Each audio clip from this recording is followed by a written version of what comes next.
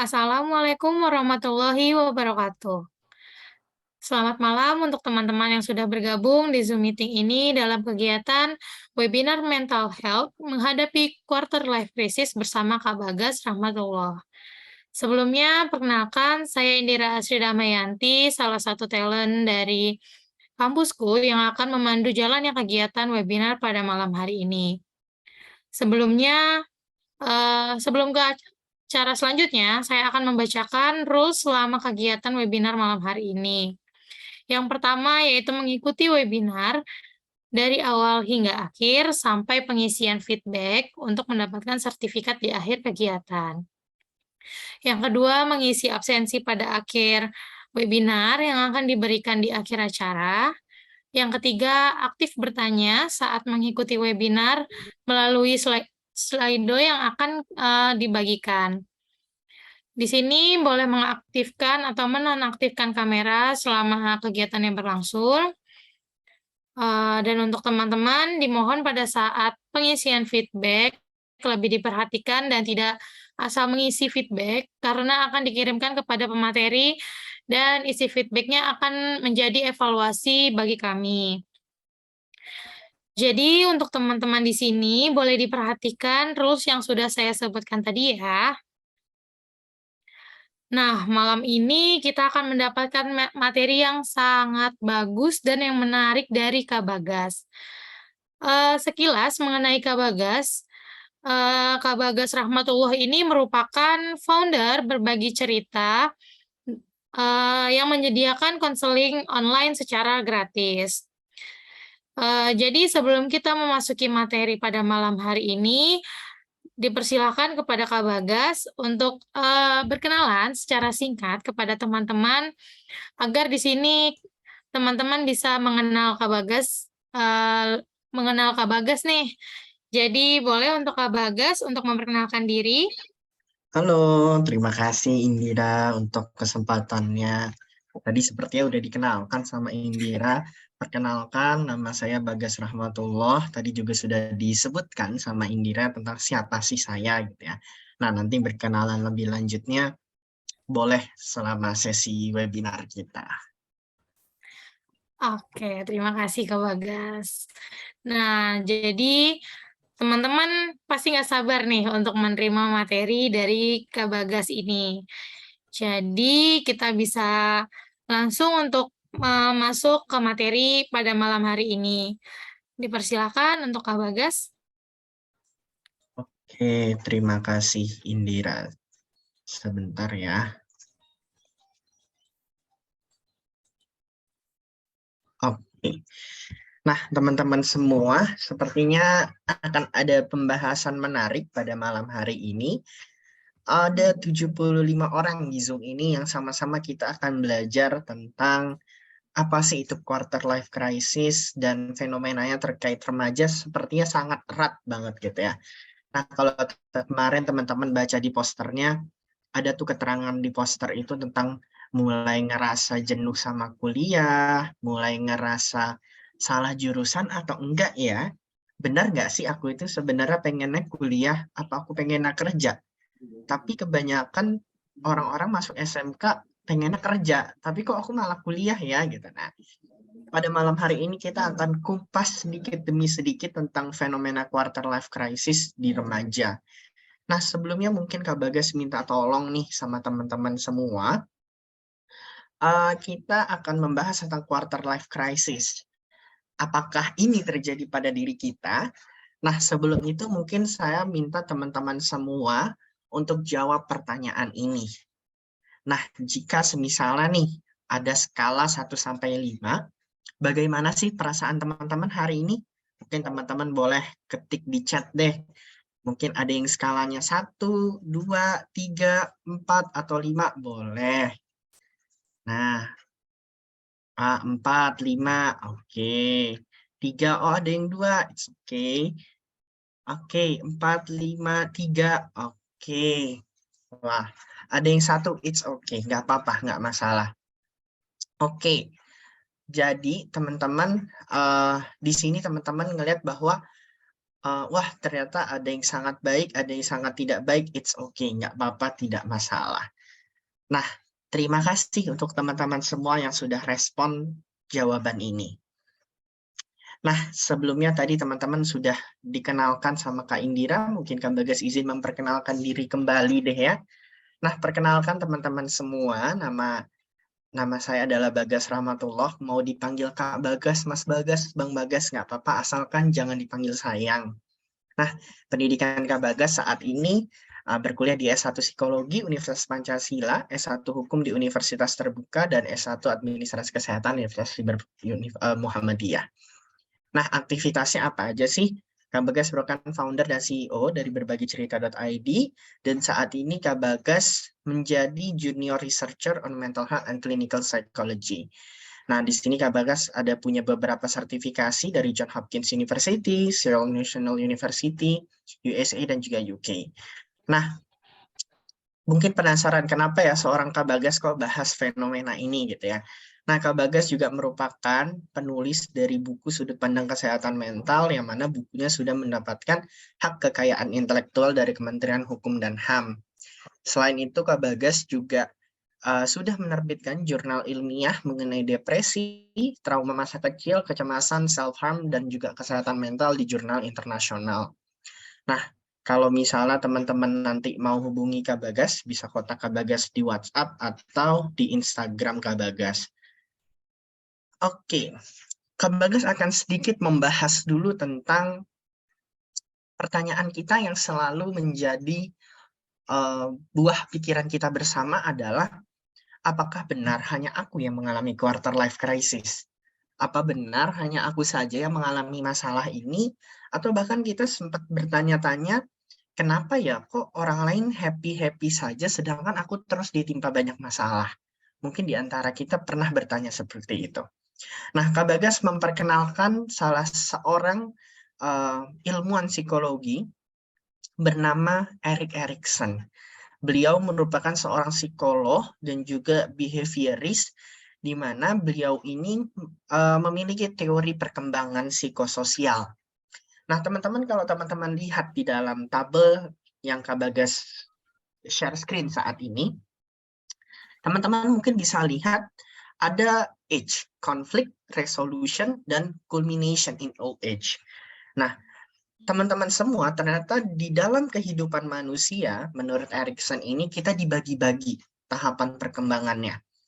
Nah, pertama adalah infansi, yaitu tahapan dari 0 sampai dengan 1 tahun, early childhood 1 sampai dengan 3 tahun, play age 3 sampai 6 tahun, school age 6 sampai 12 tahun, adolescence 12 sampai dengan 19 tahun, early adulthood 20 sampai 25 tahun, adulthood 26 sampai dengan 64, dan old age 65 sampai dengan kematian. Nah, teman-teman, kalau misalnya teman-teman lihat di sini ada tabel sebelah age itu konflik. Ada namanya konflik basic trust dan mistrust. Ada namanya autonomy versus shame, initiative versus guilt, industry versus inferiority, dan sampai dengan integrity versus despair. Ternyata kalau teman-teman bertanya-tanya sebenarnya sampai saat ini, apakah hanya aku yang mengalami krisis? Ternyata enggak. Dari sejak kita lahir sampai dengan nanti kita meninggal, ternyata kita punya konflik di setiap tahapan kehidupan kita. Contohnya gini teman-teman. Teman-teman mungkin bisa lihat di tabel yang pertama, infancy di 0 sampai dengan usia 1 tahun. Ada namanya basic trust versus mistrust.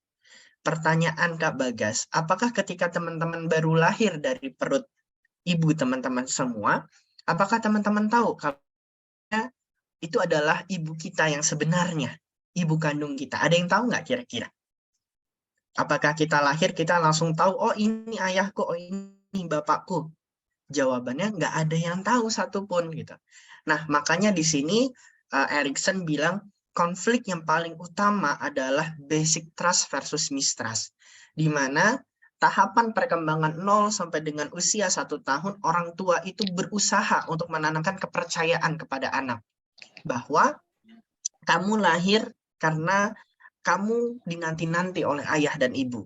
kamu ini adalah ayah dan ibu kamu, ini namanya ini. Nah, di sini adalah tahapan pertama perkembangan manusia, di mana yang pertama kali konflik yang terjadi di dalam diri manusia adalah kepercayaan. Nah, jadi dari awal kita lahir aja sebenarnya kita sudah diuji kepercayaannya. Nah, resolutionnya ketika seseorang berhasil melewati tahapan perkembangan ini, maka akan ada namanya hope. Hope itu apa? Hope itu adalah harapan. Di mana ketika seseorang melewati tahapan ini dengan baik, dia muncul salah satu resolusinya adalah harapan, hope. Nah, ketika seseorang sudah mencapai tahapan hope tadi, maka kulminasinya adalah appreciation or interdependence and relatedness. Kita akhirnya jadi tahu, oh ini orang tua aku, oh aku itu disayang. Nah, seperti itu. Nah, sampai kalau teman-teman lihat sebenarnya di tahapan adolescence, di usia 12 sampai dengan 19 tahun, adalah konfliknya identity versus confusion. Nah, banyak sekali di kalangan remaja saat ini itu akan terminologi krisis identitas, pencarian jati diri. Iya, betul. Karena di usia 12 sampai dengan 19 tahun, sebenarnya konflik yang paling utama kita hadapi adalah kita mencari siapa sih jati diriku sebenarnya. Aku ini maunya apa, gitu.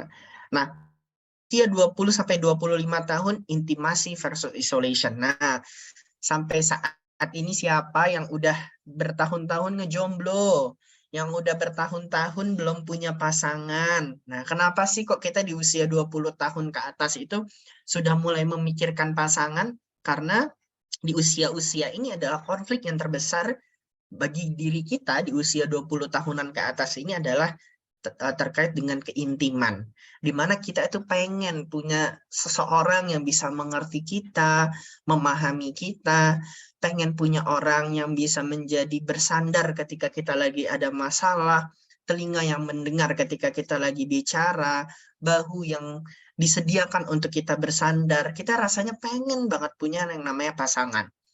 Nah, sampai nanti teman-teman akan menghadapi konflik yang terakhir yaitu integrity versus despair.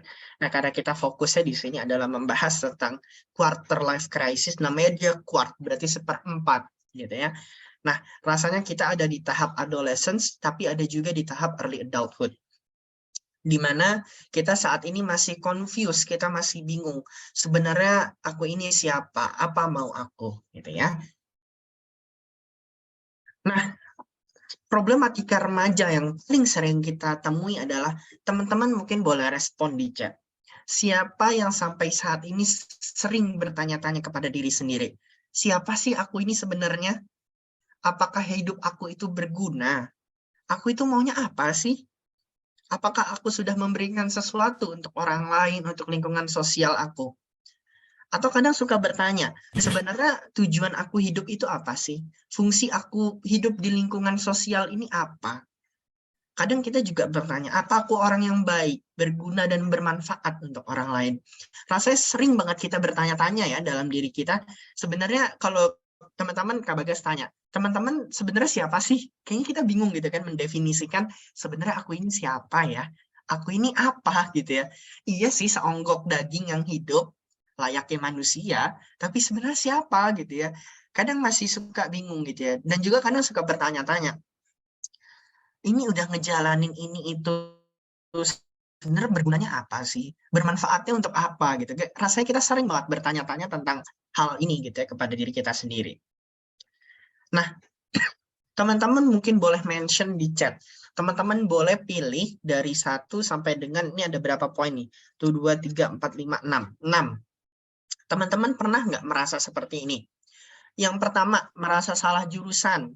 Berarti nomor 1. Kalau teman-teman ngerasa pernah salah jurusan, coba ketik di chat 1. Yang kedua, kehilangan motivasi kuliah. Rasanya udah males kuliah. Nggak tahu tujuannya mau apa. Atau yang ketiga, ngerasa kuliah atau kerja ya, sempat bimbang. Nggak ngerti apakah aku harus kuliah atau aku harus kerja. Tapi kalau kuliah, keadaan begini. Kalau kerja harus begini. Nah, atau yang keempat, kadang suka nanya, sebenarnya prodi ini bisa kerja apa sih? sebenarnya aku ini bisa kerja apa kalau ngambil program studi ini. Nah, atau misalnya teman-teman pernah bertanya-tanya tentang passion. Sebenarnya ini passion aku atau bukan ya? Atau sebenarnya ini cuma keinginan aku aja supaya dapat itu gitu ya. Nah, yang terakhir kadang yang nomor 6, minat bakatku apa ya? Kadang nanya-nanya gitu ya. Minat aku apa, bakat aku apa, gitu kan? Nah, teman-teman terima kasih responnya. Wah, ternyata teman-teman ada yang 1, 2, 3, 4, 5, 6, ada 6, ada juga yang 1, 3, 5, 6. Wah, banyak ya. Nah, teman-teman pernah merasakan seperti ini, rasanya akan relate dengan topik kita pada malam hari ini. Sebenarnya, apakah hal ini wajar, Kak? Diidap atau dialami oleh kita, gitu ya, sama remaja ini. Kalau tadi kita berkaca ke teori perkembangan, sebenarnya kita ada di development age-nya, development as di tahap development itu, kita itu di adolescence atau di early adulthood.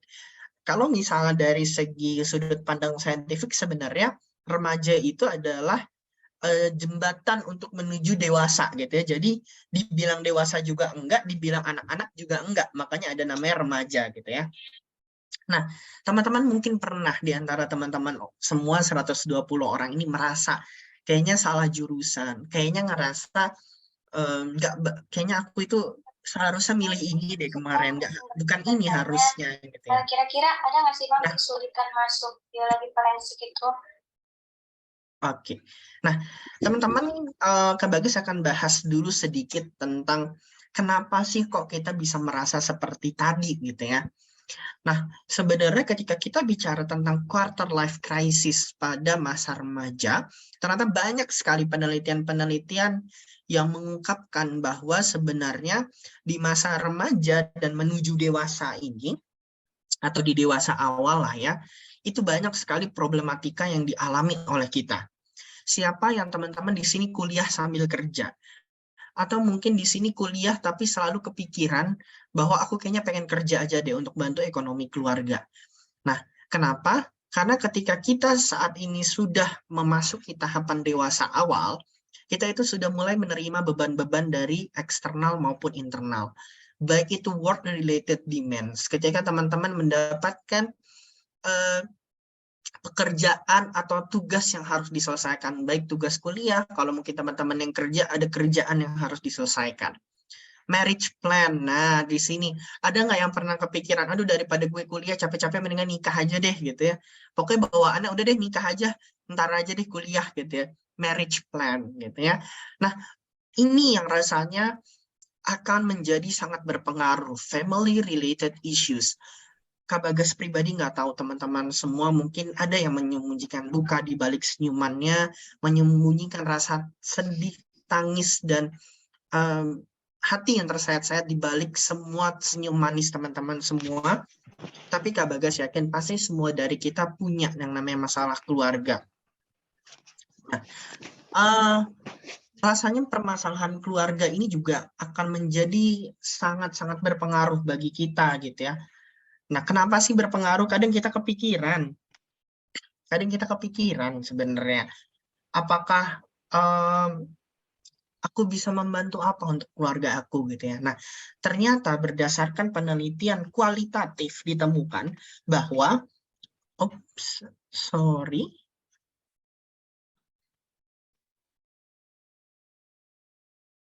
sepertinya ada yang annotate ya.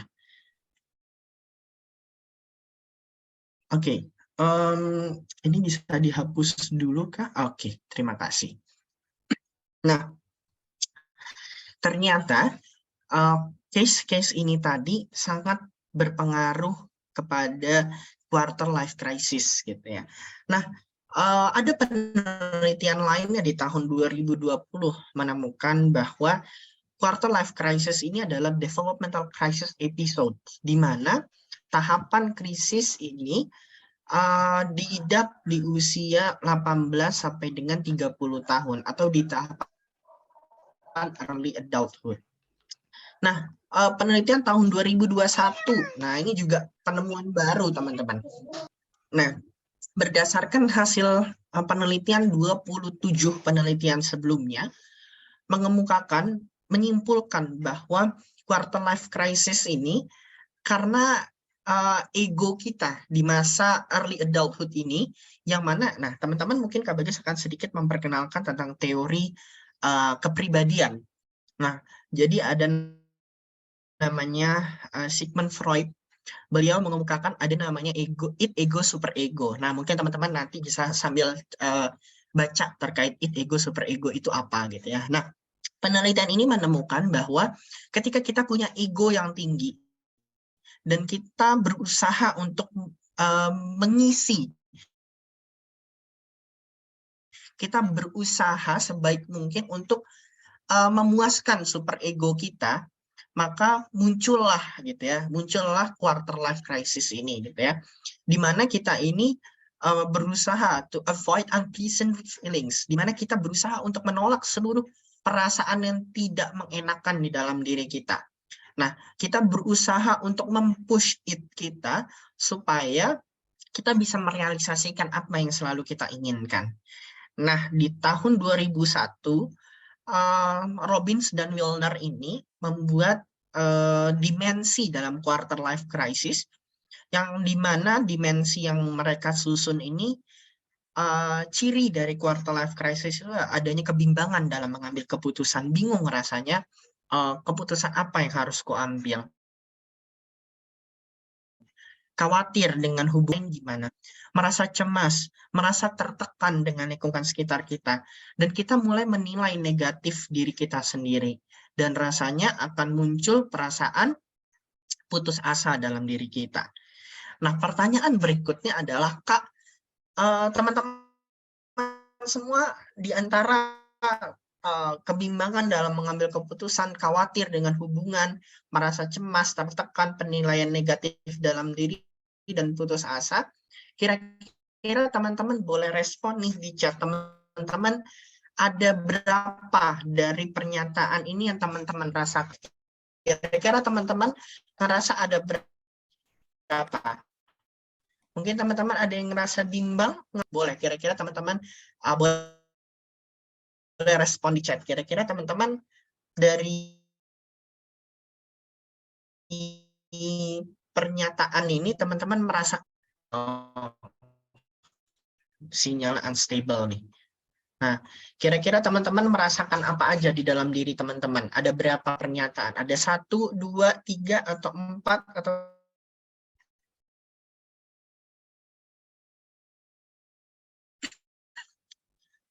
Oke, kayaknya sinyal unstable nih. Oke.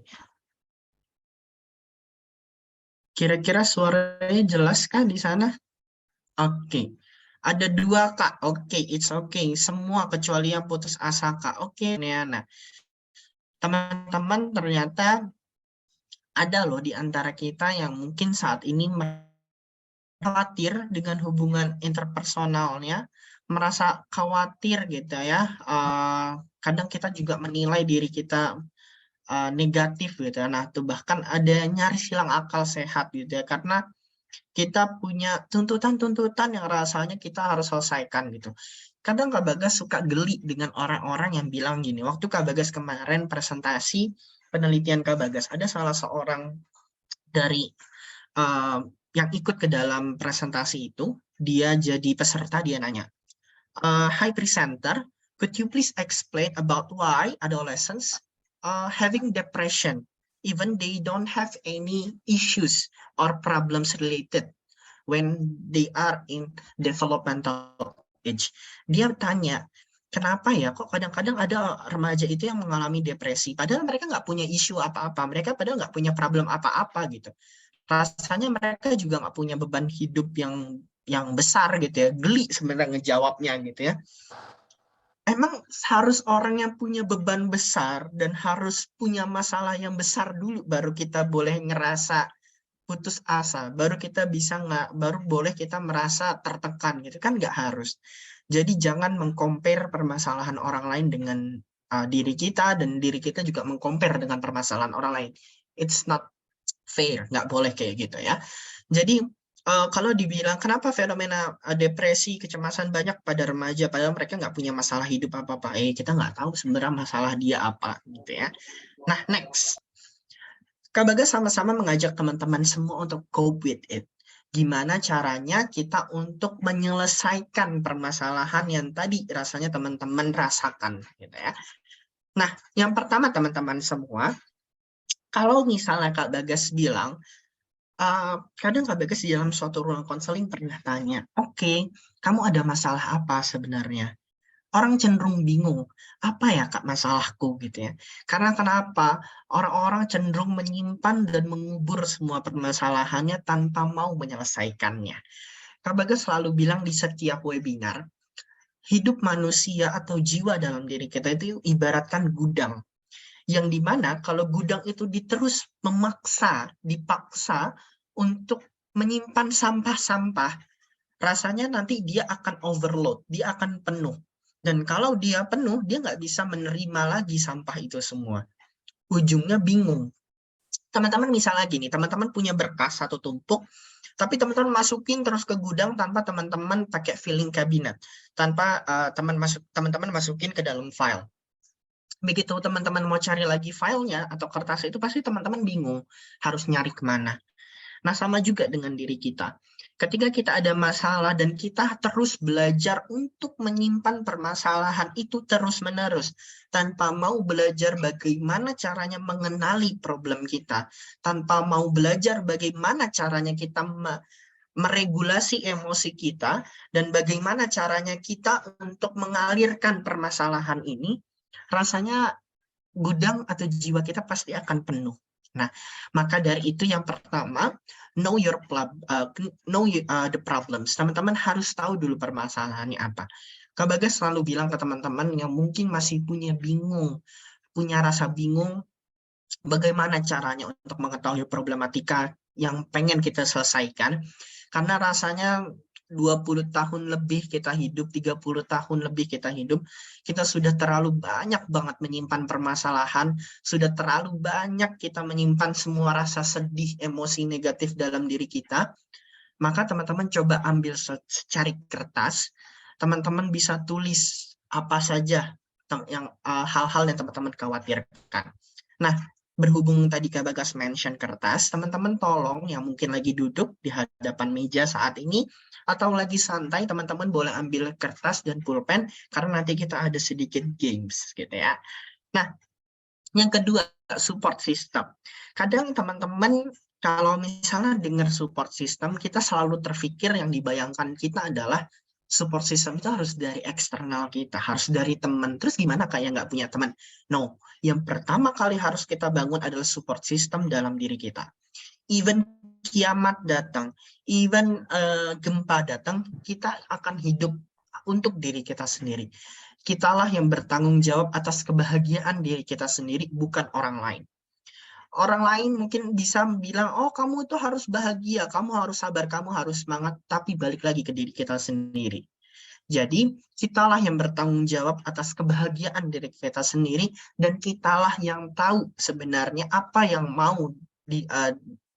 yang kita mau gitu ya. Nah, bangun support system dalam diri kita sendiri. Bisa dengan cara, satu, teman-teman coba cari hobi yang teman-teman sukai. Teman-teman yang kedua bisa cari kira-kira aktivitas apa yang teman-teman sukai. Gitu ya. Yang ketiga, teman-teman coba teman-teman suka di lingkungan yang seperti apa. Secara tidak langsung sebenarnya kita sudah membangun support system diri kita sendiri. Nah, yang ketiga, ibaratkan perjalanan jauh, Kak Bagas selalu bilang, yang namanya proses nggak ada instan.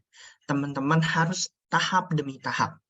Ketika kita mau berubah, ketika kita pengen sesuatu yang terbaik untuk diri kita, jangan terlalu memaksa diri kita untuk menuntut apa yang kita mau. Karena terkadang apa yang kita mau itu harus diambil dan digapai secara pelan-pelan. Nggak bisa langsung kita ambil grup, kita langsung milikin. Maka cara yang ketiga adalah create a plan. Kadang yang salah di dalam diri kita adalah ketika kita ingin berubah, kita nggak punya bekal yang cukup.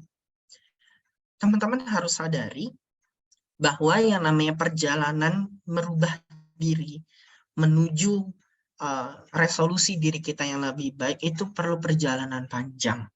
Perlu yang namanya tahap demi tahap yang sangat panjang. Maka perlu adanya perencanaan yang matang gitu ya. Nah, selanjutnya yang keempat, trust discomfort. Nah, teman-teman semua, yang namanya merubah diri kita menjadi versi yang terbaik dalam diri kita, itu tidak mudah dan juga tidak enak. Kita harus sadari itu, bahwa yang namanya berubah itu pasti ada ketidaknyamanan dalam diri kita. Terkadang ketika kita ingin merubah dan menyelesaikan masalah, kita terkadang hanya berpikir nikmatnya aja, enaknya aja, sampai kita lupa bahwa ada aspek discomfort, ada aspek ketidaknyamanan, gitu ya. Nah, yang kelima, kalau teman-teman memang butuhkan helping hand, jangan ragu, jangan khawatir untuk menghubungi professional help. Nah, rasanya itu yang penting Kak Bagas sampaikan 5 pilar bagaimana sih caranya kita menyelesaikan permasalahan quarter life crisis kita. Nah, Kak Bagas punya sedikit permainan yang dinamakan Satisfaction with Life Scale atau SWLS. Nah, teman-teman semua, Kak Bagas mau minta tolong teman-teman semua yang mungkin belum punya kertas, teman-teman belum punya pulpen, atau teman-teman mungkin di HP bisa dibuka di notes-nya, teman-teman mungkin boleh ambil dulu dan mempersiapkan diri. Kira-kira teman-teman ada yang mau di HP silakan, di notes boleh, yang mau di kertas boleh, menggunakan pensil or pulpen nggak masalah. Mungkin teman-teman yang sudah menyiapkan alat tulis atau notes dalam HP-nya boleh komentar di chat. Kita sama-sama untuk mengisi kuesioner ini. Oke, satu orang sudah ready. Oke, Rahma Aulia, thank you. Thank you Salsabila. Oke, thank you Evita yang lainnya. Mungkin boleh diambil kertas dan pulpen atau notes HP-nya. Boleh sama-sama kita coba untuk belajar lagi tentang satisfaction with life scale. Oke, thank you. Yang lainnya mungkin ada lagi yang mau prepare untuk ngambil HP atau ngambil alat tulisnya, boleh, silahkan, boleh banget. Oke. Mungkin Kak Bagas kasih waktu 30 detik untuk preparation dulu. Boleh, monggo silahkan di-prepare dulu. Yang sudah boleh komen ya. Oke, terima kasih teman-teman semua. Nah, mungkin boleh disimak sedikit instruksi dari Kak Bagas supaya teman-teman bisa memahami apa yang Kak Bagas maksud. Nah, teman-teman di sini bisa lihat, di sini ada 5 pernyataan. Yang pertama, dalam banyak hal kehidupan saya sesuai dengan yang saya harapkan. Yang kedua, kondisi hidup saya sangat baik. Yang ketiga, saya puas dengan kehidupan saya. Yang keempat, sejauh ini saya mendapatkan hal-hal penting yang saya inginkan dalam hidup. Yang kelima, jika saya dapat mengubah hidup saya tidak akan melakukan perubahan apapun. Oke. Nah, teman-teman nggak perlu mencatat pernyataan-pernyataan ini. Teman-teman cukup membuat huruf angka 1 sampai 5. Boleh mau di horizontal, vertikal, terserah teman-teman. Nah, silakan teman-teman jawab sesuai dengan nomor yang ada di jawaban. Kalau misalnya teman-teman di nomor 1, memilih netral, silakan tulis dengan angka 4. Kalau misalnya di nomor 2, teman-teman memilih sangat setuju, silakan tulis angka 7. Silakan. Kak Bagas kasih waktu 1 menit, kakak-kakak dan teman-teman semua untuk mengisi ini. Monggo, silakan. Silakan yang masih mengisi boleh ditulis dari angka 1 sampai dengan 5 dan dijawab sesuai dengan jawaban yang ada. Bagi yang sudah mungkin boleh komen di chat supaya Kak Bagas tahu. Oke, ada pertanyaan Kak. Oke. Nggak apa-apa kalau nggak mau ditulis di kolom chat, it's okay. Teman-teman boleh save. Nah, teman-teman silahkan jumlahkan seluruh total dari skor yang teman-teman tulis tadi dan tulis di chat. Totalnya ada berapa? Mungkin oke, ada yang 10, 13, 11. Oke, ini kan tadi oke, ada yang totalnya 10, ada yang totalnya 21, 13, 14, 23. Oke. Teman-teman boleh tulis totalnya berapa sih? Oke, masih ada lagi yang nulis. Oke, 22 Kak. Oke. Yang lainnya boleh ditulis, dijawab pernyataannya, dijawab sesuai dengan jawaban yang ada, tapi angkanya saja, lalu dijumlahkan seluruh total skor yang tadi teman-teman tulis. Oke. Teman-teman jangan buang dulu notes-nya, jangan buang dulu kertas dan pulpennya, karena Kak Bagas masih ada satu kuesioner singkat yang teman-teman harus isi. Nih, nah, ada namanya skala pengalaman positif dan negatif. Di instruksinya, teman-teman diminta pikirkan tentang apa yang telah teman-teman lakukan dan alami selama 4 minggu terakhir atau 1 bulan terakhir. Kemudian, tunjukkan seberapa sering teman-teman mengalami setiap perasaan berikut menggunakan skala di bawah ini. Untuk setiap item, pilih angka dari 1 sampai dengan 5 dan tuliskan angka tersebut pada samping setiap pernyataan. Oke, teman-teman nggak usah tulis pernyataannya, tapi tulis aja seperti yang tadi sebelumnya kita isi ya. Teman-teman mungkin merasakan 1 bulan terakhir perasaannya selalu positif. Berarti teman-teman boleh misalnya hampir setiap saat teman-teman merasakan hal positif, boleh tulis 5. Kalau misalnya di angka di pernyataan yang baik, nomor 3, teman-teman ngerasa hampir nggak pernah ngerasa baik-baik aja, Kak, tulis angka 1. Gitu ya. Jadi boleh sebebas teman-teman. Oke, Kak Bagas kasih waktu 1 menit deh untuk ngisi ini, 1 menit 30 detik deh. Kira-kira dalam 1 bulan terakhir ini, apakah teman-teman merasakan hal positif, hal negatif, baik atau buruk, nyaman atau tidak nyaman, senang atau sedih, takut atau gembira, marah atau puas, boleh teman-teman tulis aja. Oke, Kak Bagas jelaskan ulang ya. Ini sama banget seperti yang sebelumnya. Jadi, teman-teman tinggal tulis list angka 1 sampai dengan 12. Nah, di sini kan Kak Bagas ada share screen tentang pengalaman-pengalaman. Kalau misalnya teman-teman dalam 1 bulan terakhir ini hampir setiap saat merasakan hal positif dalam diri teman-teman, silakan teman-teman tulis angka 5. Kalau misalnya teman-teman selalu merasakan hal negatif, hampir setiap saat merasakan hal negatif dalam diri teman-teman, silahkan teman-teman tulis 4 atau 5 gitu. Jadi tinggal teman-teman tulis aja angka 1 sampai dengan 12 dan dijawab kata-kata di samping ini dengan jawaban yang sudah disediakan. Oke. Kalau yang udah, cukup bilang sudah, nggak usah dijumlahkan. Kalau yang ini nggak usah di total score. Jadi teman-teman cukup jawab pernyataan ini dengan jawaban aja. Oke, silahkan.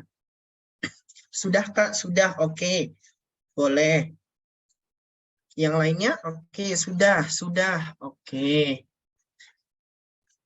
Yang lainnya mungkin sudah? Oke. Oke, siap. Oke, keren. Oke, udah. Nah, Kak Bagas minta waktu teman-teman 1 menit untuk fokus dengan apa yang Kak Bagas sampaikan. Yang jelas di sini kita akan sedikit bermain hitung-hitungan. Nah, teman-teman mungkin bisa sedikit konsentrasi gitu ya. Nah, tadi kan teman-teman sudah mengerjakan SWLS, Satisfaction with Life Scale. Tadi teman-teman juga sudah jawab. Teman-teman tadi ada yang jawabannya 30, ada yang jawabannya 19, ada yang 23, dan sebagainya. Nah, sekarang teman-teman kan tadi sudah total skor ya. Nah, silahkan teman-teman lihat skor teman-teman di antara berapa. Mungkin teman-teman boleh jawab, Kak, skor aku di antara 31 sampai 35. Skor aku di antara 26 sampai 30. Skor aku di antara 21 sampai 25. Boleh, teman-teman. Kira-kira tadi yang di pernyataan yang pertama tuh, yang tadi Kak Bagas minta untuk totalkan skornya, teman-teman di mana? Gitu ya. Teman-teman di taraf yang mana? 5 sampai 9, 10 sampai 14, 15 sampai 19, atau 20, atau 21 sampai 25, boleh di-share ke kolom chat deh. Kira-kira teman-teman di tahap yang mana. Nah, kayak misalnya nih, Irma Della Suryanti di 22, berarti taraf skornya di antara 21 sampai 25, berarti agak puas. Oke. Nah, skor tadi yang teman-teman tadi sudah jumlahkan, itu menjawab sebenarnya apakah kita puas dengan kehidupan kita saat ini. Mungkin di antara teman-teman ada yang merasa saat ini merasa sangat tidak puas dengan hidupnya. Atau mungkin merasa tidak puas, atau mungkin agak tidak puas dengan kehidupannya. Kak Bagas mau sampaikan bahwa yang namanya kehidupan, tadi Kak Bagas sudah jelaskan bahwa di hampir setiap tahapan perkembangan, kita akan berhadapan dengan masalah. Jangan memaksa diri kita untuk terus cepat-cepat menyelesaikan masalah kita, karena pada dasarnya semua permasalahan itu harus baik-baik, harus secara kepala dingin kita selesaikan. It's okay, nggak apa-apa, terima feeling negatif kita. Kalau misalnya kita merasa kita masih banyak yang kurang, it's okay, nggak apa-apa, nggak masalah. Kita masih hanya terus-menerus belajar bagaimana supaya kita bisa di taraf yang puas atau sangat puas saat ini ya. Oke, teman-teman, Kak Bagas mau minta tolong, teman-teman tadi kan udah mengerjakan soal yang ini ya, yang SPAIN tadi, skala pengalaman positif dan negatif, yang SPAIN tadi. Nah, cara scoringnya di sini, teman-teman silahkan lingkari 6 item, 6 pertanyaan, yaitu yang di nomor 1, 3, 5, 7, 10, dan 12. Silahkan teman-teman lingkarin. Mau di angkanya silahkan, mau di pinggirnya silahkan, boleh, bebas. Nah, sekarang tinggal teman-teman jumlahkan skor di pernyataan atau di angka nomor 1, 3, 5, 7, dan 10. Silakan teman-teman jumlahkan. Ya, jadi jumlahkan skor hanya untuk nomor 1, 3, 5, 7, 10, dan 12. Sisanya tidak usah dijumlahkan terlebih dahulu. Oke.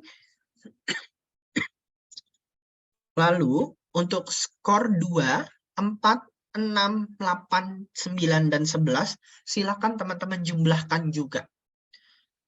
Ya, jadi jumlahkannya dalam satu grouping itu ya. Grup yang pertama jumlahkan 1, 3, 5, 7, 10, dan 12. Lalu untuk grouping selanjutnya, grup yang kedua, 2, 4, 6, 8, 9, dan 11. Ya. Nah, sekarang teman-teman tinggal mengurangi skor perasaan positif dengan skor perasaan negatif. Nah, skornya boleh teman-teman share di chat deh. Ya, boleh, monggo silahkan. Teman-teman boleh share. 1, 3, 5, 7, 10, 12, teman-teman jumlahkan, itu untuk perasaan positif. Lalu untuk perasaan negatif, 2, 4, 6, 8, 9, dan 11. Silakan kemudian teman-teman kurangin perasaan positif dengan perasaan negatif dikurangin. Oke, 982, oke. Oke, 6, boleh. Kak Bagas tunggu. Yang lainnya silahkan. Oke, 10. 1, Kak. It's okay. Yang lainnya mungkin? Oke, minus 5. It's okay. 10 minus 4. Oke, 2, Kak. Sudah oke. Minus 24. It's okay. Oke, teman-teman terima kasih sudah menjawab kuesioner-kuesioner tadi. Nah, teman-teman bisa mendapatkan jawabannya. Untuk skor minus 24 sampai dengan 24, minus 24 adalah paling tidak bahagia, 24 yaitu paling bahagia gitu ya. Jadi yang responden tertinggi pasti itu di 24. It's okay. Ini bukan berarti menjadi tolak ukur kita bahwa kita adalah manusia yang paling tidak berguna, manusia yang paling tidak bermanfaat, bukan. Tapi ini adalah bentuk self-assessment kita untuk mengetahui sebenarnya apa yang harus kita lakukan dalam diri kita.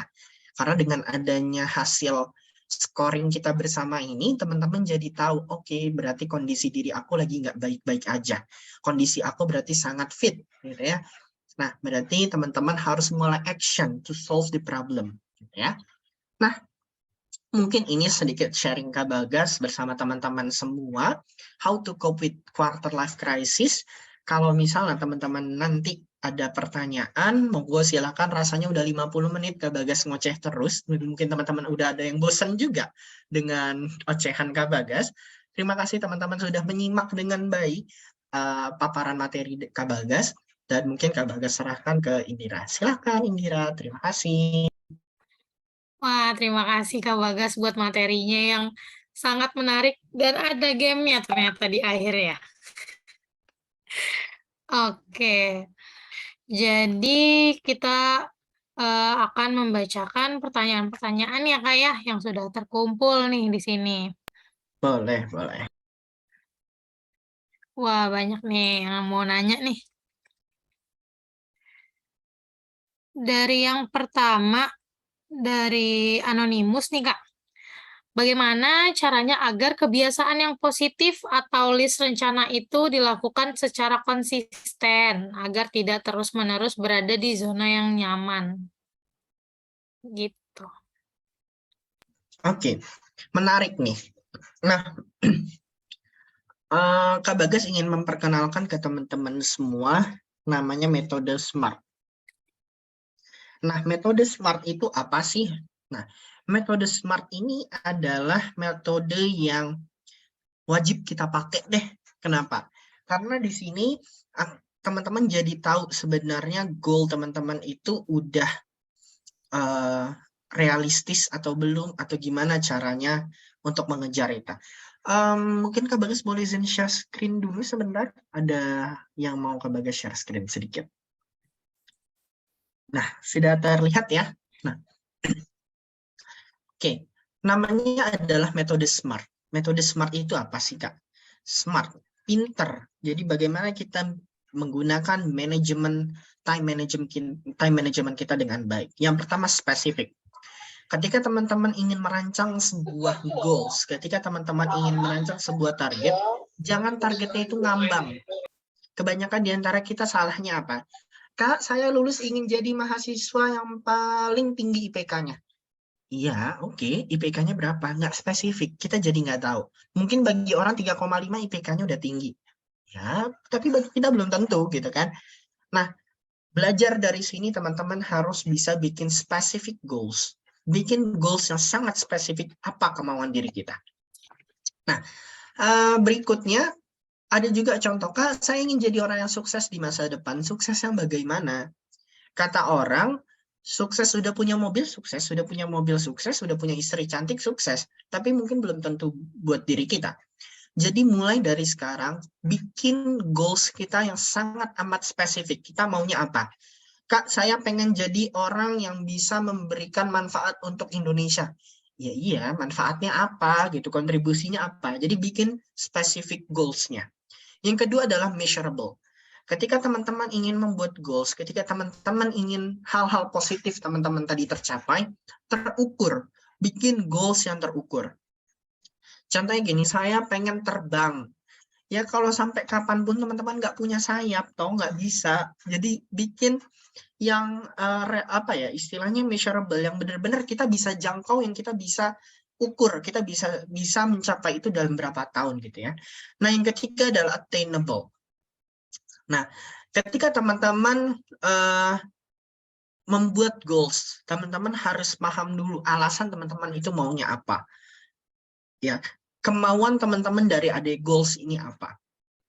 Nah, yang ketiga adalah relevan. Teman-teman tadi udah bikin goals-nya yang spesifik. Caranya, goals-nya juga udah measurable. Alasannya juga udah ada. Relevan nggak dengan keadaan saat ini? Nah, yang terakhir ini yang paling penting adalah time base. Kapan teman-teman mau mencapai itu? Tahun 2003 itu nggak spesifik.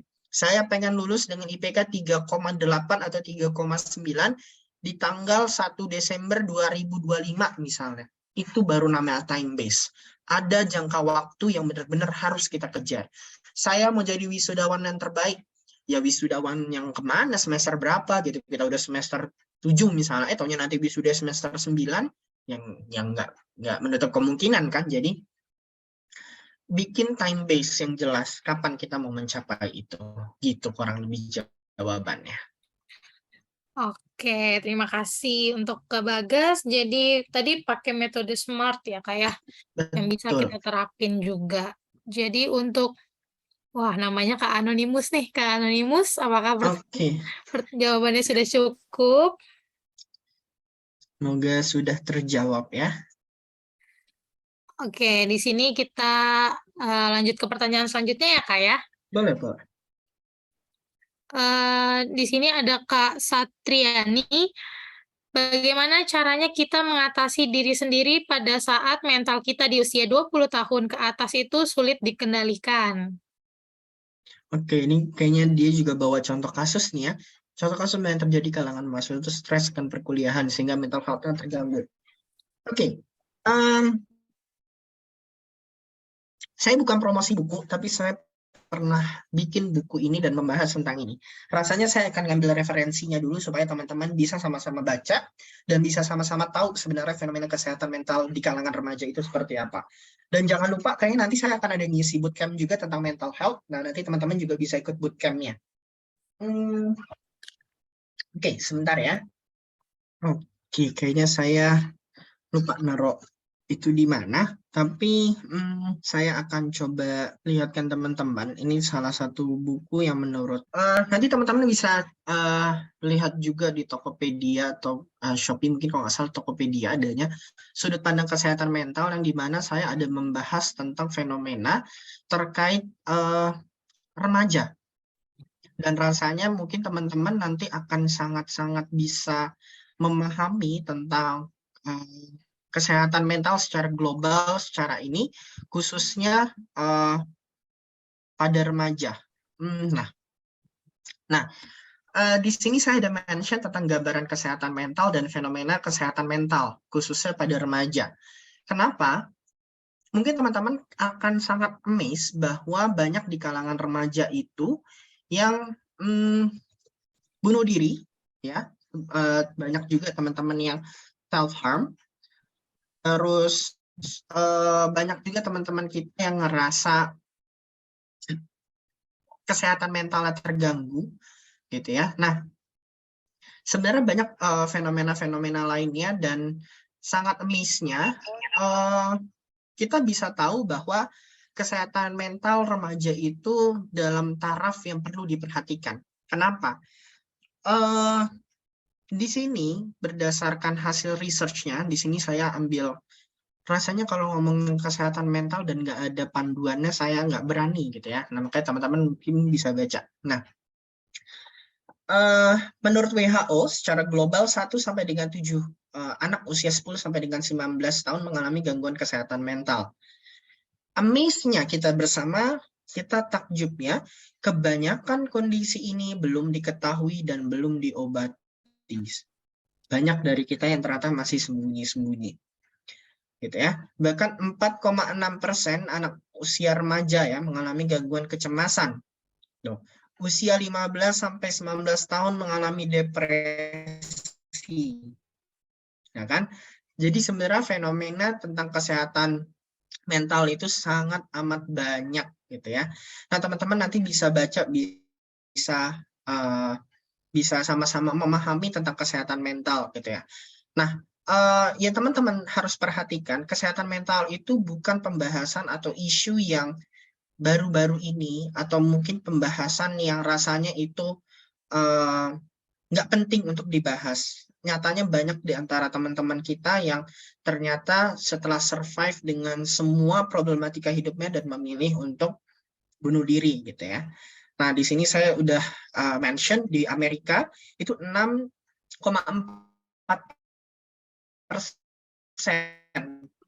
remaja itu punya keinginan untuk melukai diri sendiri, gitu ya. Bahkan ada 7,5% sampai 46,5% gitu para remaja itu melakukan self harm, jing gitu ya, banyak banget ternyata.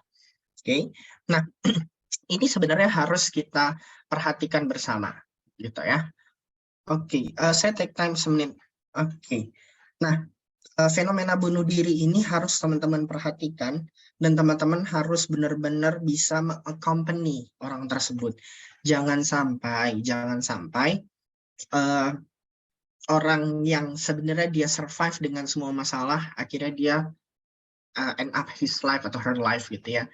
Nah, bagaimana caranya bagaimana cara kita merawat kesehatan mental kita? Kak Bagas spill satu caranya, yaitu kita harus tahu dulu sebenarnya kita itu lebih nyaman dengan penyelesaian masalah yang seperti apa. Yang seperti apa. Karena kalau misalnya kita nggak tahu gitu ya, dan kita nggak pernah untuk reach out untuk professional help, susah. Dokter aja sulit rasanya untuk ngejahit tubuhnya sendiri gitu ya kalau ada luka. Kadang minta tolong ke orang lain gitu ya. Jadi jangan ragu untuk meminta tolong ke orang lain gitu. Mungkin itu sedikit menjawab ya. Nanti jawabannya bisa teman-teman sama-sama gali di bootcamp nanti gitu ya.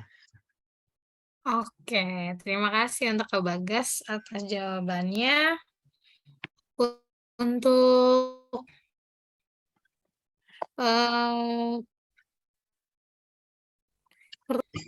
hamba Allah nih Kak ya. Oke, hamba Allah, iya. Kita sama-sama hamba Tuhan ya. Oke, kenapa? Di sini dia bertanya, kenapa ya Kak, akhir-akhir ini aku selalu ngerasa capek sama semua keadaan. Kayak ngerasa kesepian, padahal ada banyak orang di sekitar aku. Jadi Oke. jatuhnya sering banget self-harm nih Kak. Untuk hamba Allah, Kak Bagas mau bilang terima kasih udah coba cerita ke kita semua, udah coba berani tanya untuk ini, dan Kak Bagas paham banget rasanya pasti yang ada, harus terus berusaha tersenyum di hadapan orang lain dan harus terus menerus berusaha baik-baik saja di antara ketidakbaik-baikan gitu ya. Untuk hamba Allah di ujung sana, rasanya kita boleh kok untuk meminta tolong kepada orang lain. Kalau misalnya kita sudah merasa kita tidak cukup mampu, kita sudah tidak cukup bisa untuk berdamai dengan semua yang ada, nggak apa-apa kita seeking for professional help, gitu ya. Ini udah di-mention sebenarnya sama Kak Indira ya. Kak Bagas punya platform layanan psikologi, gunakan aja, nggak apa-apa. Itu gratis kok. Teman-teman nggak usah khawatir akan ada bayaran, itu gratis. Teman-teman boleh reach out ke sana. It's okay. Teman-teman boleh nanti ngobrol-ngobrol sama tim Kak Bagas di sana. Itu gratis. Nggak usah teman-teman takut, Kak, nanti bayarnya begini-begini. Enggak, gratis kok, tenang aja. Gratis. Nah, yang pertama pasti punya perasaan takut kalau misalnya mau seeking professional help. Teman-teman yakin dan percaya bahwa para profesional itu sudah memiliki license, mereka sudah akan berusaha untuk memberikan yang terbaik untuk diri teman-teman. Namanya berbagicerita.id. Nanti teman-teman boleh cari aja di Instagram berbagicerita.id. Nanti teman-teman boleh seeking professional help ke sana. Di sana kita punya tenaga-tenaga profesional yang siap membantu teman-teman semua. Oke, untuk saat ini, untuk hamba Allah di ujung sana, cepat dan segera menghubungi layanan kesehatan mental. Karena, dan jangan malu sebenarnya, jangan malu, jangan sungkan. Kalau teman-teman bilang, Kak, takut privasinya, enggak, sekarang udah online. Teman-teman mau pakai fake account, boleh. Mau pakai second account, mau third account, mau fourth account, boleh, terserah, bebas, boleh. Jadi senyamannya teman-teman aja.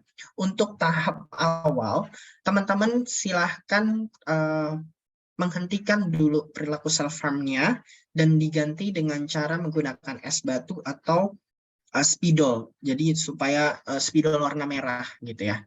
Nah, mungkin itu dulu kali ya, karena Kak Bagas juga nggak tahu kondisi kamu seperti apa, dan Kak Bagas juga nggak tahu permasalahan kamu sedalam dan seluka apa hati kamu. Rasanya akan ada waktu di mana hamba Allah nanti kamu bisa cerita-cerita dan sharing lebih lanjut dengan tim Kak Bagas gitu. Terima kasih ya sudah mau bertanya, terima kasih juga sudah berjuang dan bertahan sejauh ini sampai kamu bisa hadir di ruang webinar ini. Oke, terima kasih untuk Kak Bagas atas jawabannya. Semoga menjawab untuk Kak hamba Allah di sana ya. Selanjutnya ada, terakhir nih Kak, ada salah satu teman kita Oke, yang raise hand di sini. Untuk Kak Vicky dari ITERA boleh on mic? Oke, oke, terima silakan. kasih kepada jadi selamat malam Kak Bagas, saya Vicky dari Hmm, Institut Teknologi Sumatera di Lampung. Eh, saya, saya sedikit hmm, sharing juga dan saya sharing juga gitu. Itu juga ada terkaitan dengan pengalaman saya juga gitu. Dan sebenarnya ada dua hmm, pertanyaan jadi ya. Jadi gini, pertama itu eh, sebenarnya bukan hanya Kak Bagas saja yang mungkin bilang depresi itu kayak semacam fenomena masyarakat sekarang gitu. Bahkan di YouTube itu saya pernah nemu itu salah satu sampai bilangnya itu sindrom Gen Z. oke. Nah, tapi anehnya itu kenapa baru sekarang itu disorot itu. Bukannya sepanjang sejarah manusia itu tuh pasti ada depresi ya kan gitu. Bahkan kita udah melewati masa-masa yang apa ya yang benar-benar sangat besar gitu, kayak misalkan ada perang dunia, terus habis itu juga ada setelah perang dunia pertama itu juga ada apa market crash 1923 kalau nggak salah itu dan akhirnya di perang dunia kedua. Sebelum pula kan ada negara-negara yang di bawah pemerintahan diktatorial, bahkan sampai sekarang masih ada. Salah satunya ya kita tahu lah di mana itu, di bagian utara semenanjung Korea. Tapi kenapa baru sekarang yang benar-benar disorot itu? Dan kenapa mengkaitkan itu kayak apa ya, kayak ciri-ciri utama Gen Z jadinya gitu. Ada anomali apakah gitu? Pastinya kan pasti sih bukan hanya karena COVID kayaknya. Karena kita juga pernah mengalami pandemi itu berkali-kali gitu. Salah satu yang terbesar itu kayak abad ke-4 ke-16 gitu. Ada Black Plague juga, terus ada flu Spanyol juga gitu. Kenapa generasi Gen Z ini gitu. Dan yang kedua adalah kenapa kalau sebenarnya sih ada beberapa orang itu yang kalau dia mengalami depresi atau bahkan nyaris kehilangan akal sehatnya itu tuh sebenarnya bukan karena karena diri sendiri yang terlalu memaksakan, tetapi orang sekitar dan lingkungannya. Saya bukan sekedar nyalahin orang gitu, ya seperti orang-orang lain jangan nyalahin orang gitu. Tapi ya sebenarnya itu kenyataannya memang ada seperti itu. Dan sekarang kayaknya kalau saya itu kayak merasa gitu kayak setiap usaha yang saya lakukan itu kayaknya tuh ujungnya disia-siakan sama orang gitu. Terus itu juga apa namanya itu dan jujur ayah saya juga sakit juga dan saya ingin terus saya cepat selesai juga kuliahnya, tapi saya nggak kalau saya kerja nanti saya akan bermasalah juga gitu, jadi serba salah juga sebelum saya gitu. Dan ya dan kalau pokoknya kalau sebenarnya sih bukan untuk tahun ini aja gitu, tapi sudah dari awal tahun 2000-an itu juga sudah ada gitu kasus bullying misalkan. Itu tunggu sampai ada orang itu dia gila bunuh dia jadi pembunuh atau dia bunuh diri baru ada tindakannya. Terus habis itu yang terakhir juga dulu tahun 2013 awal tahun 2010-an juga marak kan, juga sempat booming juga hangat-hangatnya juga itu apa itu siswa bunuh diri akibat ujian nasional. Itu tunggu sampai ada yang bunuh diri baru Kemendikbud ambil tindakan. Nah sekarang ada kebijakan baru lagi ya itu salah satunya itu dari secara kelulusan juga gitu ikut webinar sampai berkali-kali tapi sayangnya ya ada yang kesulitan kelulusannya gitu. Makanya kan di sini itu saya yakin mungkin lebih dari 50% partisipan di sini itu adalah pemburu sertifikat, saya yakin. Nah, kenapa itu jadi intinya adalah kenapa harus tunggu ada orang gila dulu, tunggu orang bunuh diri dulu baru ada tindakan gitu. Terima kasih, Pak. Oke, pertanyaannya menarik, Vicky. Thank you for sharing tonight ya, Vicky, dan rasanya ini pertanyaan yang sering ditanyakan juga ke saya dan saya juga udah bahas berada di buku saya. Apakah sebenarnya fenomena kesehatan mental itu baru-baru aja? Jawabannya tidak, sebenarnya sudah dari lama.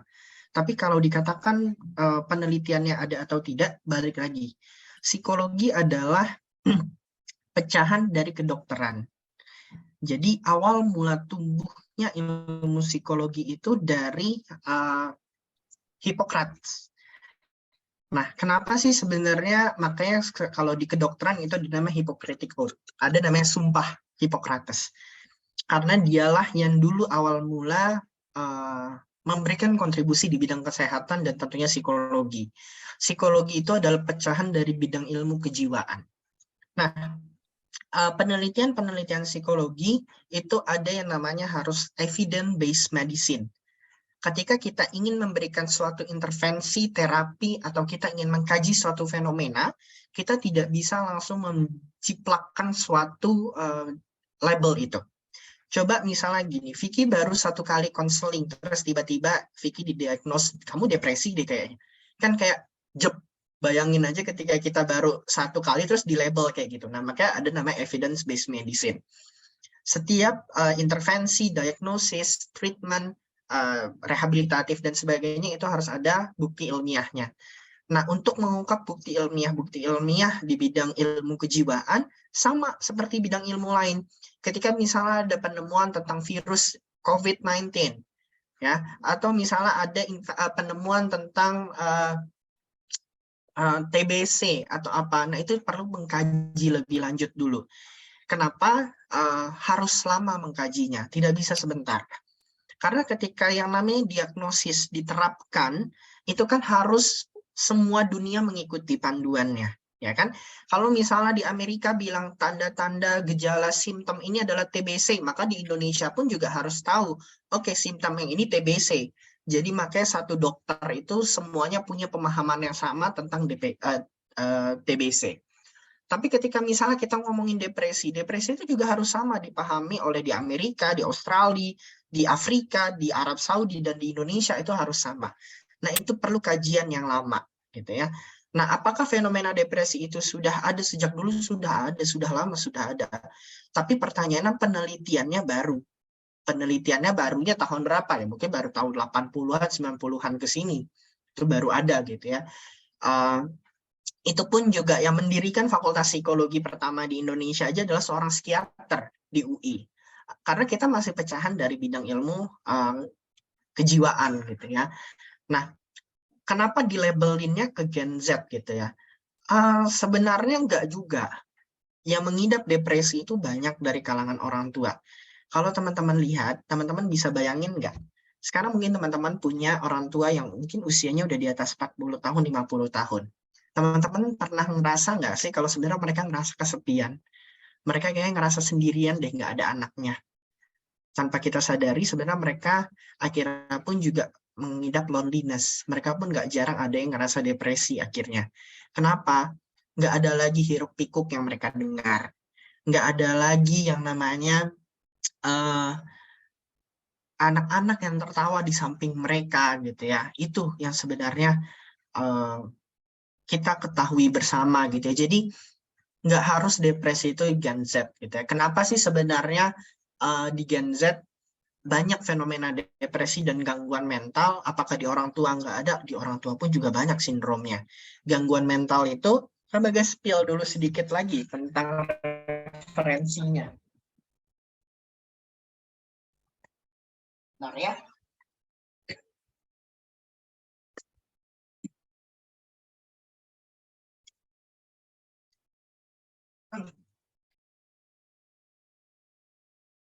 Oke, kalau tadi dibilang apakah sebenarnya depresi itu hanya ada di kalangan remaja? Rasanya enggak. Kak Bagas, perkenalkan di SM5 yang harus dihafal oleh kami mahasiswa psikologi sebanyak 1000 halaman lebih yang kami harus pahami bersama, dengan gangguan lebih dari 100 lebih gangguan yang bisa dilihat di dalam buku ini. gitu ya. Ini aja terbagi-bagi lagi sectionnya. Gangguan kepribadian, gangguan mood, gangguan behavior, gangguan neurokognitif, banyak sekali gangguan-gangguan mental yang bahas, dan ini rasanya kalau nggak salah hanya bisa diakses oleh mahasiswa psikologi dan psikolog gitu ya. Sleep disorder, sexual dysfunction, banyak sekali klasifikasi gangguan kesehatan mental gitu ya. Nah, di sini juga dijelaskan bahwa faktor resiko pada orang tua pun juga ada gitu. Ada faktor resiko pada orang tua. Nah, kalau dikatakan baru gitu ya, kalau mungkin teman-teman pernah dengar istilah bipolar, atau mungkin teman-teman dulu pernah ada istilah-istilah fetish gitu ya, fetish tentang parafilik, pedofil, feeding dan eating disorder, banyak sekali gangguan-gangguan kesehatan mental yang sebenarnya bisa diidap oleh manusia gitu ya, dan butuh analisis yang lebih lanjut. Jadi kalau dikatakan baru saat ini, enggak juga, udah lama sebenarnya terjadi gangguan-gangguan itu pada diri manusia. Nah, penelitian-penelitian lainnya itu sebenarnya udah banyak tentang fenomena-fenomena kesehatan mental, baik pada orang tua dan pada remaja. Cuman permasalahannya, bidang ilmu gerontologi, jadi kalau kita ada namanya gerontologi. Gerontologi itu adalah ilmu yang mengkaji tentang orang tua gitu ya, orang yang lanjut usia, itu sangat jarang atau sangat minim peminatnya, baik itu di bidang ilmu kedokteran maupun di psikologi. Teman-teman akan sangat jarang menemukan psikolog gerontolog gitu ya. Psikolog yang fokus di bidang kajian orang tua, rata-rata pasti di bidang anak, remaja, dan dewasa gitu. Bukan nggak dipandang, tapi sangat sedikit research-nya, psikolognya yang fokus di bidang itu gitu ya, gerontolog. Padahal sebenarnya fenomena-fenomena tentang kesehatan mental pada orang yang lanjut usia itu sangat banyak dan sangat perlu diperhatikan gitu ya. Nah, yang kedua tadi terkait kenapa sih orang itu harus bertindak ketika ada bukti gitu. Nah, ini menarik. Saya saat ini sedang berkolaborasi dengan salah satu dosen saya yang S3 di bidang empati. Kan ada yang namanya bystander effect. Jadi orang itu hanya bisa melihat aja. Mungkin teman-teman pernah mengalami ketika dibully, tapi orang lain hanya cuma ngeliatin, nggak ada niatan mau menolong. Atau misalnya teman-teman melihat ada kecelakaan di pinggir jalan, tapi orang bukannya turut andil membantu, tapi cuma ngeliatin aja dari jauh. Atau pakai rekaman, gitu ya, dengan alasan takut nanti kenapa-napa, takut begini. Nah, sebenarnya ini yang saya sangat sayangkan di Indonesia, sebenarnya fenomena helping behavior masih sangat kurang. Fenomena helping behavior masih sangat kurang di Indonesia. Ketika pelatihan tentang peer counselor di USA, itu kita harus belajar tentang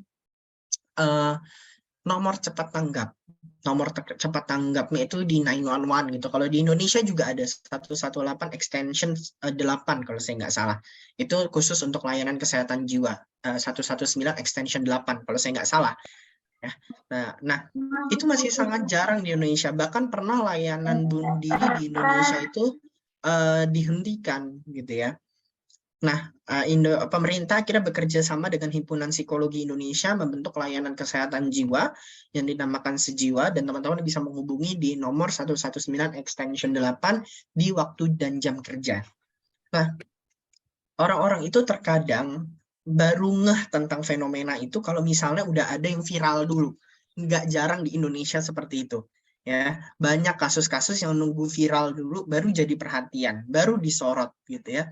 Rasanya susah, makanya saya bilang gini, fenomena hambatan kesehatan mental di Indonesia itu ada 3 sebenarnya. Aksesibilitas, kalau teman-teman saya tanya, Kak Bagas tanya, kalau teman-teman sakit fisiknya pasti kita datang ke puskesmas, tapi nggak baik-baik aja kita harus kemana? Bingung jawabannya. Iya, ke psikolog, psikolognya ada di mana, gitu kan? Belum lagi fenomena tentang sebaran psikolog yang hanya ada di kota-kota besar. Jarang sekali psikolog-psikolog itu stay di Papua aja, bahkan sesuai dengan data yang saya ambil terakhir tahun 2019 atau 2020, di Papua itu hanya ada 4 psikolog klinis di Papua. Sangat sedikit. Kebanyakan di Jakarta, Surabaya, Sumatera, sangat sedikit yang praktek di pedalaman gitu ya. Nah, kita bisa melihat bahwa fenomena kesehatan mental khususnya di bidang aksesibilitas itu masih sangat jarang. Yang kedua, biaya. Kalau misalnya saya kasih opsi, satu sesi konseling harganya 250.000, dengan 250.000 bisa untuk makan seminggu, mungkin kita lebih memilih 250.000 untuk makan seminggu kan? Iya, jujur aja, pastinya.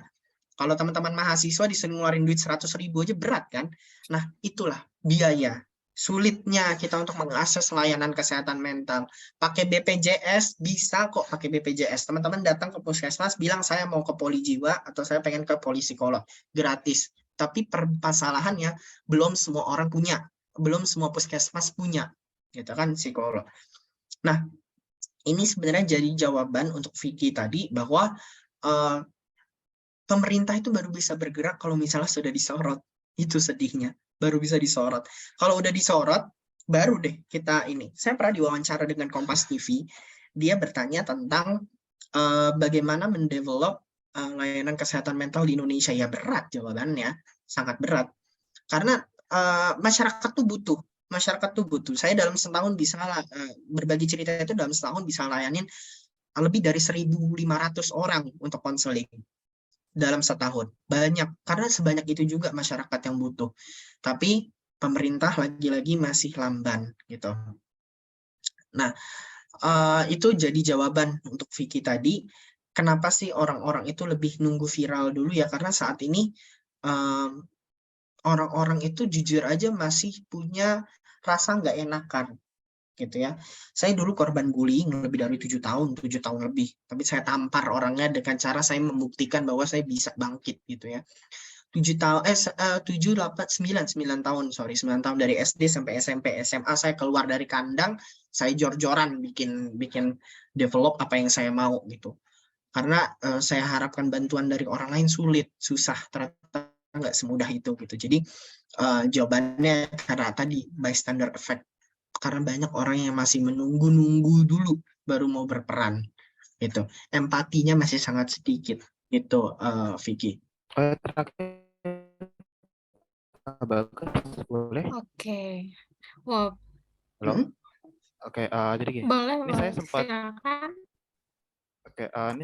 saya sempat cari lihat-lihat soal di berbagai cerita.id itu ngomong-ngomong soal aksesibilitas ini yang sebenarnya saya sayangkan juga sih sebenarnya. Jadi rata-rata kalau ada konseling gratis itu biasanya itu tuh appointment itu tuh selalu tutup. Kalau yang buka itu pasti biasanya berbayar. Ya itu sih saya mau kasih tahu itu. Oke, menjawab pertanyaan tersebut. Dan itu appointment-nya kapan ya bukanya? Sebenarnya gini Vicky, tadi kan Kak Bagas sudah mention ya Vicky ya, bahwa kita juga terbatas dengan SDM. Kita nggak bisa terima sebanyak-banyaknya konselor karena kita udah di bawah Kementerian Hukum dan HAM. Jadi kita benar-benar harus punya quality and control yang baik gitu untuk menjaga kualitas konseling kita. Jadi tutup itu memang wajar karena nggak mungkin, karena konselor kita pun juga manusia dan mereka akan mengatasi problematika manusia sedangkan mereka pun juga punya problem gitu ya. Jadi itu dia keterbatasan SDM karena masih sedikit SDM kita. Jadi itulah keterbatasannya. Aksesibilitasnya memang kita lebih mudah via online. Teman-teman nggak perlu download aplikasi Nanan ini, itu nggak, teman-teman bisa nanti via Instagram atau Google Meet.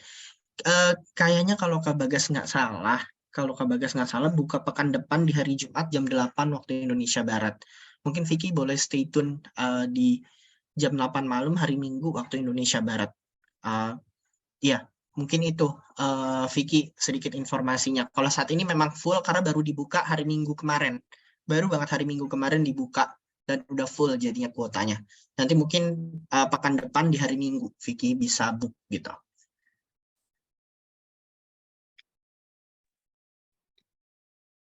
Oke, dari Kak Terima kasih, Vicky Kak Bagas. ada tambahan? Oke, terima kasih untuk Kak Vicky atas pertanyaannya dan untuk Kak Bagas atas jawabannya. Untuk pertanyaan terakhir dari teman kita yang sudah raise hand, untuk Kak Iputu Dita Satriawan. Baik, selamat malam untuk panitia dan Kak Bagas. Nggih. Baik, mau izin bertanya terkait, di kesehatan mental. Mungkin di trauma itu juga termasuk, agak menyinggung di mental juga. Nah, mungkin nggak cerita sedikit karena saya pernah, merasakan trauma gitu. Hmm, Jadi saya mungkin kan, karena saya punya ex itu kan mantan gitu kan. Sekarang saya hmm, punya hmm. pacar sedikit. Mohon maaf curhat sedikit ya. Ih, nggak apa-apa, Ini santai aja. ya, Asalkan nggak malu didengar yang lainnya. ya Wah, gitu sih. Mungkin kan mm-mm, trauma nih mungkin karena kan pernah diselingkuhin dari dulu waktu mm-mm, dulu kan. Sekarang mm-mm. punya pacar, ya mungkin saya kan agak overthinking ya gitu. Apakah pacar saya kan gitu? Mungkin. Pokoknya berpikir enggak gitu takutnya. Bagaimana sih cara mengatasinya? Oke. Terima kasih Kak Bagas. Kak Bagas panggilnya siapa nih enaknya nih? Putu, Dita, atau Satriawan, atau siapa nih Kak Eh Bagas enaknya manggilnya? Dita lebih banyak Kak Bagas. Oke, terima kasih Dita untuk pertanyaannya. Kak Bagas paham bahwa trauma itu nggak mudah untuk dihilangkan. Dan Kak Bagas nggak pernah memaksa orang lain untuk, ayo dong berdamai dengan trauma kamu. Nggak. Itu satu hal yang sangat amat berat. Dan Kak Bagas paham pasti Dita juga terus kepikiran dengan permasalahan dan trauma yang lalu. Yang Kak Bagas mau sampaikan, Kak Bagas mau terima kasih dulu sama Dita karena udah berani speak up, udah berani cerita banyak hal dalam sesi webinar ini, dan rasanya Kak Bagas bisa nanti ketemu Dita di next bootcamp atau next event yang lainnya yang tentunya tentang mental health juga. Kak Bagas mau sampaikan Dita, jangan pernah memaksa diri Dita untuk berdamai dengan semua permasalahan yang ada. Let it flow. Kalau misalnya Dita merasa nggak baik-baik aja, accept your feeling. Terima. Oke, saya lagi nggak baik-baik saja. Saya lagi ngerasa butuh dukungan. Saya lagi ngerasain emosi negatif. Nggak apa-apa banget. Tadi Kak Bagas juga sudah mention yang namanya perjalanan, yang namanya cope with all the problems itu need a process. Gimana caranya kita mengatasi semua permasalahan yang ada itu nggak bisa 1-2 kali dengan cara selesai finish, nggak bisa. Dita butuh proses. Nah, dalam proses untuk menjadi Dita yang lebih baik, Dita boleh sebenarnya seeking for professional help atau boleh cerita ke teman untuk mengatasi overthinkingnya. Dita boleh pakai namanya Kak Bagas pakai selalu cognitive behavior technique. Apa sih cognitive behavior technique itu? Di mana ketika Dita merasakan ada overthinking, Dita tanya ke dalam diri sendiri. Apakah benar apa yang ada di pikiran aku? Kalau benar, apa buktinya? Kalau ada bukti, apakah ini bukti nyata atau hanya asumsi belaka? Kalau ada buktinya, bukti nyatanya, apakah benar bukti nyatanya ini valid atau tidak? Jadi coba kita counter pikiran kita sendiri. Walaupun pada akhirnya mungkin nanti Dita ngerasa capek karena terus-terusan begitu, tapi setidaknya bisa meminimalisir perasaan Dita yang terus overthinking. Kak Bagas paham pasti overthinking itu capek banget, lelah banget. Ya. Kalau mungkin Dita saat ini punya pasangan yang baru, coba tahan emosi Dita, coba kelola emosi Dita supaya nggak posesif ke dia. Karena biasanya kalau overthinking, apalagi punya traumatic event di masa lalu keselingkuh, jadinya kita posesif sama pacar kita atau sama pasangan kita. Jadi ngerasa, oh kamu ini begini gitu. So, don't let our problems affect others people. Jangan membiarkan permasalahan kita mempengaruhi relasi hubungan interpersonal kita dengan orang lain. Dita nggak apa-apa seeking for professional help. Dita nggak apa-apa untuk minta tolong. Minta tolong tidak sama dengan lemah. Ada kalanya kita membutuhkan pertolongan orang lain untuk benar-benar merasa nyaman dengan diri kita, gitu ya. Jadi Dita boleh pakai teknik CBT tadi yang Kak Bagas jelaskan, atau Dita juga boleh seeking for professional help, boleh cerita-cerita supaya Dita ngerasa perlahan-perlahan nyaman dengan itu gitu. Dan kalau misalnya Dita mau komunikasi dan nyaman untuk komunikasi dengan dengan pacar, boleh Dita komunikasi dengan pasangannya bahwa apa yang sebenarnya terjadi dalam diri Dita dan kenapa sih dibalik perilaku Dita seperti ini gitu Dita. Semoga menjawab ya Dita. Baik, terima kasih Kak Bagas atas informasinya dan jawabannya. Terima kasih kembali Dita. Semangat ya. Semoga permasalahannya cepat selesainya. Nggak apa-apa, yang namanya masalah nggak perlu harus buru-buru dan cepat-cepat diselesaikan. Step by step. Oke, terima kasih untuk pertanyaannya dari Kak Dita dan jawabannya untuk Kak Bagas. Eh, pertanyaan dari Kak Dita sudah menjadi pertanyaan terakhir untuk sesi kita malam hari ini. Bootcamp yang nanti akan diadakan oleh kampusku. Boleh. Oke, di sini kita mau terima kasih banyak untuk Kak Bagas atas materinya malam hari ini, untuk sesi sharingnya juga untuk malam hari ini. Lalu sebelum kita mengakhiri kegiatan ini, kita boleh foto bersama dulu ya Kak ya? Boleh, monggo, monggo. Yuk foto-foto. Boleh untuk teman-teman. Boleh on cam, kita akan ada sesi foto bersama ya. Boleh dibantu sama Kak Dita.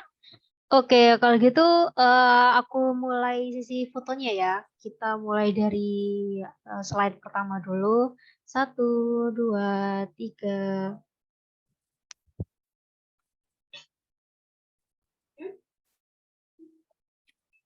Oke, kalau gitu untuk yang slide kedua ya, sebentar ya. 1, 2, 3.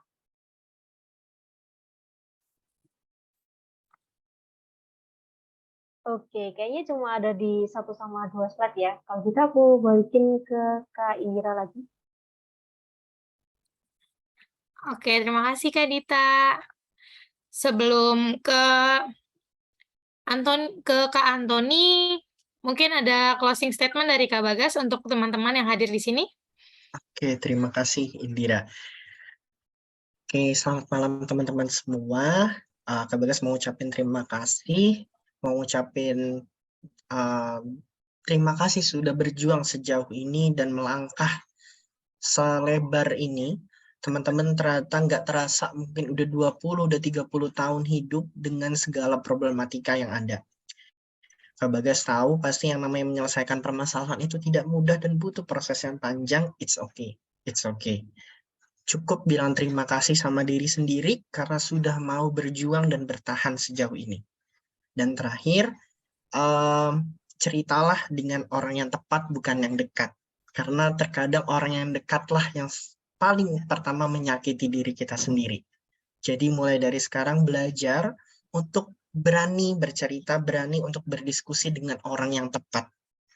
Gitu ya. Jadi teman-teman mungkin nanti boleh seeking professional help supaya teman-teman benar-benar bisa mendapatkan pertolongan orang yang tepat, bukan yang dekat. Kembali lagi tadi yang Kak Bagas sampaikan, ceritalah dengan orang yang tepat, bukan yang dekat. Terima kasih kampusku, terima kasih juga Indira sudah memfasilitasi kegiatan kita pada malam hari ini. Oke, terima kasih untuk Kak Bagas atas materinya dan sesi sharing juga untuk teman-teman. Lalu selanjutnya akan ada penjelasan program selanjutnya dari kampusku oleh Kak Antoni. Dipersilakan untuk Kak Antoni. Oke, thank you Indira. Untuk Kak Bagas, thank you juga udah bawain materi baru banget. Banyak pelajar juga sih malam hari ini. Jadi thank you banget ya. Oke, kita langsung aja. Oke, aku pengen nyampein beberapa aja, nggak banyak. Jadi kita bakal punya program bootcamp. Jadi kita selain webinar banyak banget, kita juga punya bootcamp. Nah, bootcampnya ini yang pertama besok. Nah, ini dibawain sama Kak Wisnu. Kak Wisnu itu dari salah satu startup company juga. Ada banyak benefit yang bakalan kalian dapetin. Dan ini bakalan selama 2 hari. Jadi kalian bakal, nah, kalau yang dalam jangka waktu dekat ini, itu ada dari program podcast dari Kak Agatha. Oke, jadi kalian nggak cuma belajar tentang bikin podcast doang, tapi kalian juga diajarkan tentang public speaking itu gimana, tentang cara kalian berkomunikasi itu gimana, tapi lebih khususnya juga kalian akan belajar gimana sih cara bikin podcast secara khususnya. cara bikin skrip, karena bikin skrip ini juga bukan buat podcast doang ya. Kalian juga bisa pakai untuk misalnya kalian pengen jadi scriptwriter atau jadi copywriting, itu bisa kalian pakai teknik ini. Dan itu kalian bisa belajar bareng sama Kak Agatha. Kak Agatha udah berpengalaman banget bikin podcast sendiri, sudah ada yang terbit juga di Spotify kalau nggak salah. Next. Nah, ini yang terakhir, kita pernah kerja sama bareng kebetulan kali ini sama Suta Academy. Jadi Suta Academy itu lebih ke arah digital training ya. Jadi mereka bakalan ngajarin kalian tentang coding, tentang gimana bikin website. Nah, yang dalam waktu dekat ini juga lusa tanggal 22 besok, itu ini sifatnya free atau paid. Jadi kalau free berarti kalian cuma datang dan ikut webinarnya doang. Kalian cuma dapat ilmunya doang, tapi kalau kalian mau paid berarti kalian dapat sertifikatnya ya. Jadi untuk yang paid itu khusus untuk yang dapat sertifikat, kalian bisa dapat portfolio project juga, kalian dapat materinya juga. Tapi kalau kalian datang free juga boleh, nggak harus bayar, tapi kalian dapat ilmunya dan kalian bisa networking doang gitu. Nah, pendaftaran kalian bisa langsung ke semuanya tadi ya, bootcamp tadi, kalian bisa pendaftaran ke www.kampusku.id, atau kalau kalian misalnya punya aplikasi Cita-Cita, cari aja kampusku, nanti bakalan ada muncul semua bootcamp yang tadi aku sebutin. Atau di Grand juga ada. Oke, sekian kalau dari aku. Oh ya, terakhir aku pengen nyampein juga untuk Pak Kak Bagas sendiri juga punya bootcamp khusus tentang mental health juga. Ini aku kasih untuk kalian yang hadir malam hari ini, kalian beruntung karena kalian kita kasih tentang early bird. Jadi kalian bisa daftar lebih awal, lebih dulu. Poster ini belum tayang di Instagram kita atau di sosial media kita. Nah, kalau kalian pengen daftar, kalian bisa daftar di linknya itu di intip.in/K besar 4 B besar 6. Dan itu berlaku untuk sampai besok pukul 23.59 aja. Gitu.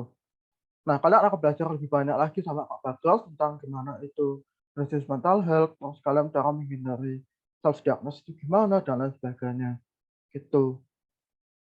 Materi Kak Bagas bagus, materi yang dibawakan tadi Kak Bagas itu udah sangat bagus, tapi kalau kalian ikut bootcamp-nya, aku jamin kalian bakalan dapat lebih daripada itu. Gitu. Oke, terima kasih Dewi. Aku kembalikan ke Indira ya. Oke, terima kasih untuk Kak Antoni. Untuk teman-teman, jangan lupa untuk mendaftar di bootcamp yang nanti akan bertemu lagi dengan Kak Bagas di bootcamp itu. Kita tunggu kehadiran teman-temannya. Karena sudah di akhir acara, boleh Kak untuk di sini ada feedback form yang akan diisi oleh teman-teman. Jangan lupa untuk diisi dan diisi sesuai kegiatan hari ini.